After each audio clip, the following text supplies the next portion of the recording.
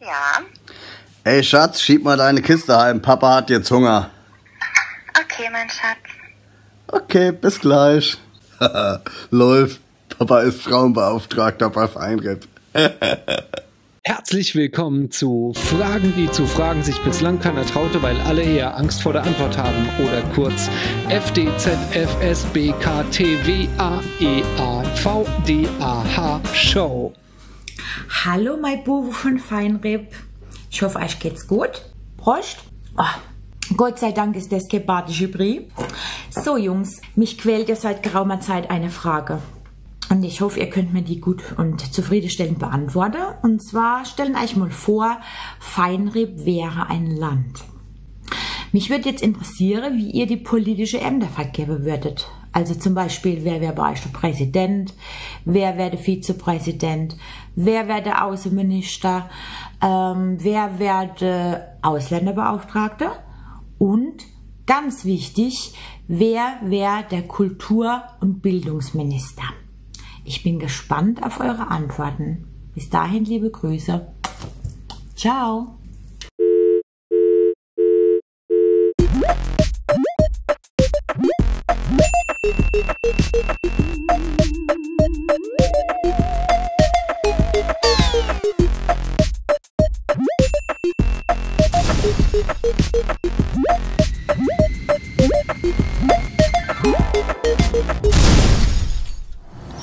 Hallo Denise, wir hatten noch nicht das Vergnügen, macht aber nichts. Jedenfalls hast du eine sehr coole Frage gestellt. Also, Feinripp ist ein Land. Feinripp-Hornje.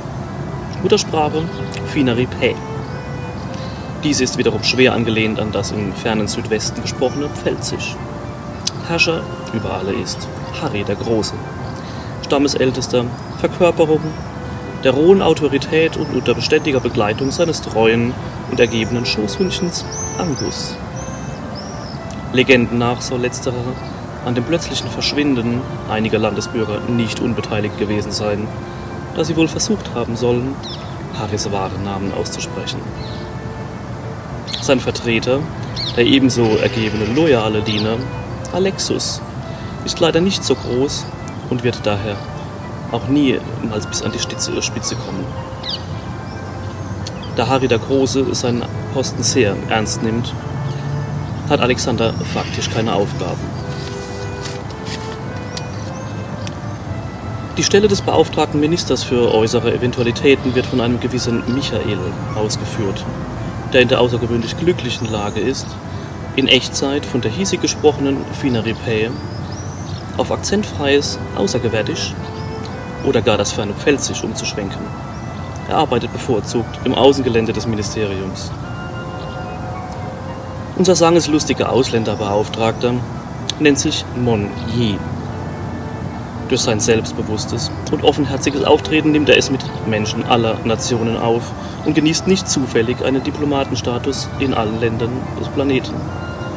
Besonders gerne verbringt er seine Zeit bei Wurst, Weg und Woi im fernen Tunesika. Es wird auch keinen überraschen, dass der noch verbleibende Christophorus den Posten des Ministers für Kultur und Bildung besetzt. Oder was Einbildung? Es dürfte vermutlich der abwechslungsreichste Job im ganzen Land sein, aber auch der stressigste. Daher wird er regelmäßig vom Spitzenvertreter Alexus unterstützt, da sich dieser wiederum aus besagten Gründen meist langweilt. Also Denise, kannst du dir vorstellen, in unserem Land zu leben? Hi Schnuckilein. Das ist meine Lieblingsfrage, zugegeben. Also, wenn Feinripp ein Land wäre, wir würden uns wahrscheinlich im dauernden Kriegszustand befinden mit Finanzland und GEMA, Nieren oder so, keine Ahnung. Wir hätten aber auf jeden Fall noch gute Verbündete, denke ich.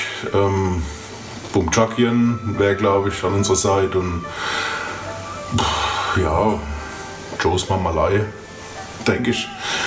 Ja, dann wären wir gar nicht so abgeschmissen. Auf jeden Fall wäre ich bei uns im Feinrippland kein Abrüstungsexperte. Die Leute, die mich kennen, wissen das. Ja, Ich mache es mal in umgekehrter Reihenfolge. Der Kultur- und Bildungsminister, das wäre bei mir der Michel.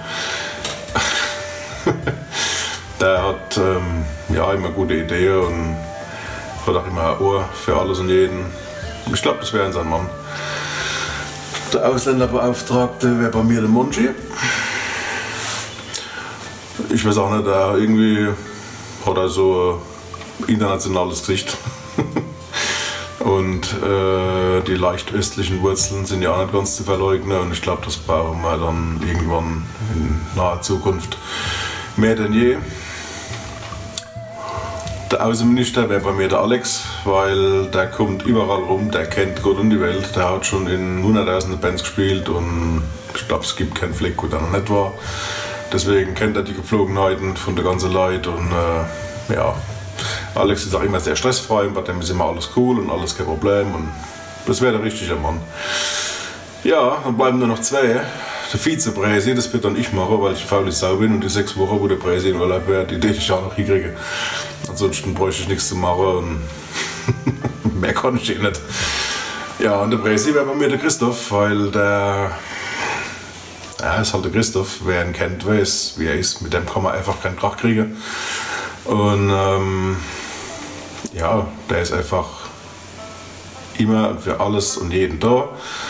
Ist immer sehr versöhnlich, sehr aufgeschlossen, ehrlich, freundlich, eigentlich perfekt. So muss ein Präsi sein. Beantwortet das deine Frage? Ich bin mal gespannt auf die andere Antwort. Mach's gut.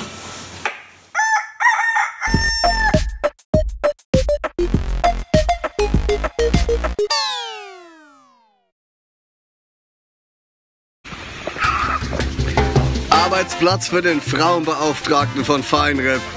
Natürlich die Chill Base #1 hier mit Office. Das ist die Boot Office, ne? Geil, das ist natürlich für den Frauenbeauftragten extravagant, aber Feinrep, genau, wir zahlen jetzt keinen Sprit mehr für die ganzen Gigs, deswegen können wir uns sowas leisten.